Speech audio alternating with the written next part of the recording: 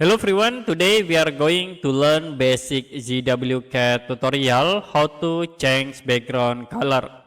So if you want to change background color, you can type OP, press enter, will be show for the option dialog box, and then you can go to display tab, click on color button.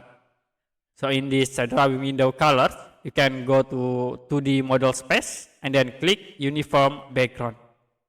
Click color in drop down menu, so you can change, like I will set into gray. You can click other color, and I will click at this point.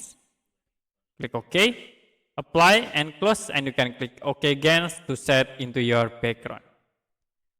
To change the background color into default, you can tap OP again, press enter, go to color tab, and then you can click restore all context.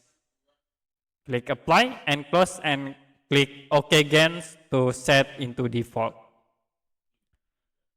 Okay, that's it for basic ZWCAD tutorial how to change background color. If you have any question about tutorial, you can comment below this video.